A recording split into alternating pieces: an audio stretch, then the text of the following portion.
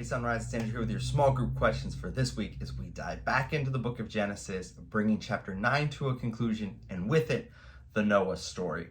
So as it opens up with the three sons once again being renamed and informing us of the fact that from them, all the world will be born. So all the nations will come from these three sons. And over the next few weeks, we'll unpack what that means and how we see that come about. But specifically in this text, we are going to have the final Noah incident, one that's very familiar, where Noah will come out of the ark and over time will once again plant fields and get drunk on the fruit.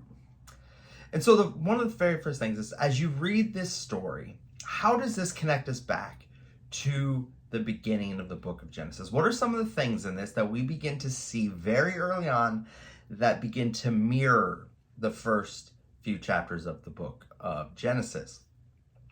Thus, what do we see about Noah that the text is telling us?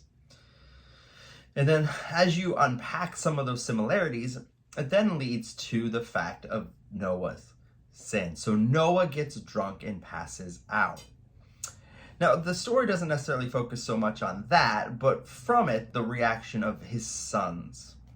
So what is the sin of Ham? What is it specifically that Ham has done in this text that we would say is sinful? Okay, how would we clarify or qualify that?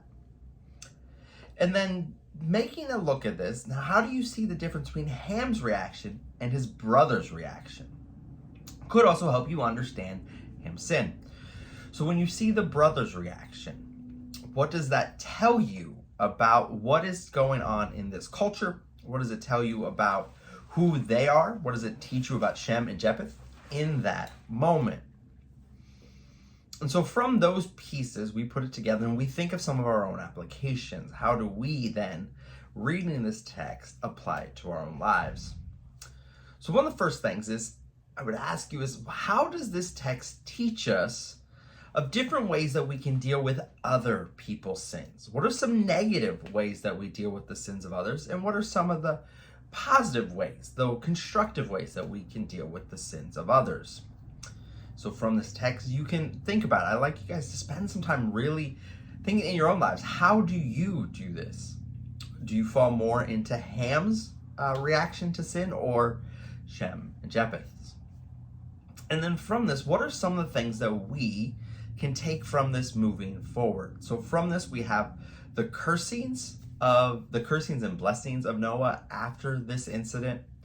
Why are those important?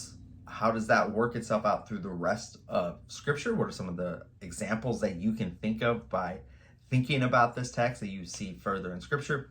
What would this mean to the original audience? Very quickly, you can pick up on the cursing, how that would have affected the Israelites as they enter the promised land.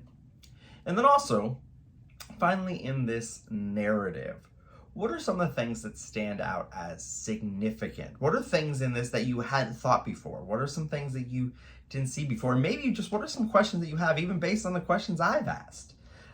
Some further clarifications that you want.